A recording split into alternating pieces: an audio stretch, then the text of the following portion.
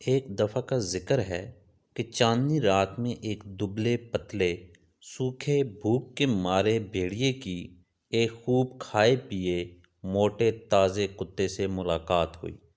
دعا سلام کے بعد بھیڑیے نے اس سے پوچھا، اے دوست، تو خوب تر و تازہ دکھائی دیتا ہے۔ سچ کہتا ہوں کہ میں نے تجھ سے زیادہ موٹا تازہ جانور آج تک نہیں دیکھا۔ بھائی یہ تو بتا کہ اس کا کیا راز ہے؟ میں تجھ سے 10 گنا زیادہ محنت کرتا ہوں اور اس کے باوجود بھوکا مرتا ہوں۔ کتا یہ سن کر خوش ہوا اور اس نے بے نیازی سے جواب دیا، اے دوست، اگر تو بھی میری طرح کرے تو مجھے یقین ہے کہ تو بھی میری طرح خوش رہے گا۔ بھیڑیے نے پوچھا، بھائی جلدی بتا، وہ کیا بات ہے؟ کتے نے جواب دیا، تو بھی میری طرح رات کو گھر کی چوکیداری کر اور چوروں کو گھر میں گھسنے نہ دے، بس یہی کام ہے۔ بھیڑیے نے کہا، بھائی میں دل و جان سے یہ کام کروں گا۔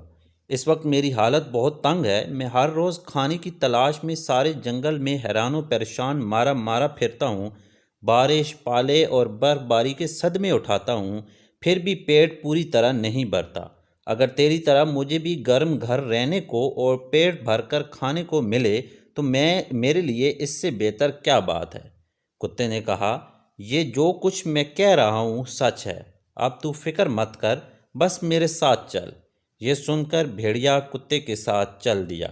ابھی وہ کچھ ہی دور گئے تھے کہ بھیڑیے کی نظر کتے کے گلے پر پڑے ہوئے اس نشان پر پڑی جو گلے کے پٹے سے پڑ گیا تھا۔ بھیڑیے نے پوچھا، اے دوست، تیرے گلے کے چاروں طرف یہ کیا نشان ہے؟ کتے نے کہا، کچھ نہیں۔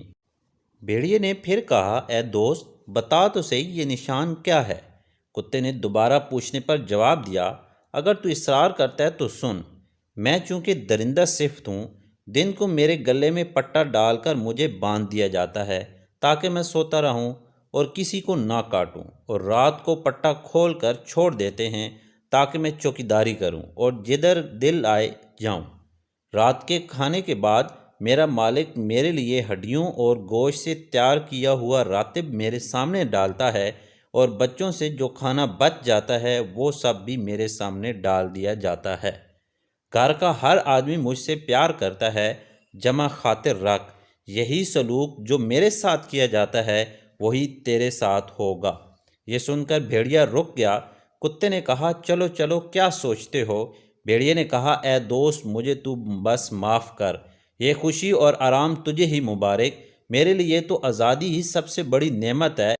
جیسا تو نے بتایا اس طرح اگر کوئی بادشاہ بھی مجھے بنا دے تو مجھے قبول نہیں۔